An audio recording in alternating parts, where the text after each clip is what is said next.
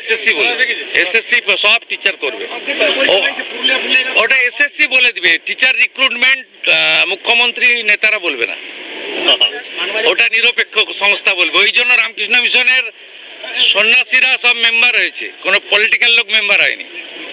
Trinamool Mriganka মাহাতোকে member করেছিল, আর BJP Ramakrishna মিশনের সন্ন্যাসীদেরকে করেছে যাতে চুরি চামারি কেউ করতে না পারে।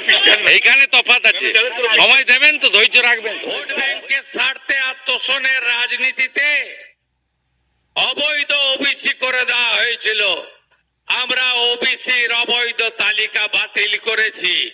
এবারে দেখবেন কিভাবে স্বচ্ছতার সঙ্গে নিয়োগ হয়, কিভাবে school service commission, public service commission, police recruitment board মেধা অনুযায়ী লিখিত পরীক্ষায় ওরালের নাম্বার কমিয়ে আমরা কিভাবে নিয়োগ করব।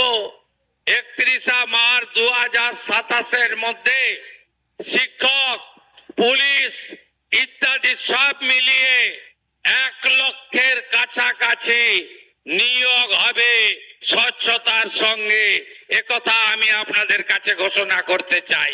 পশ্চিমবঙ্গের বিজেপি সরকারের, এনডিএ সরকারের 100 দিন পূরণ হলো।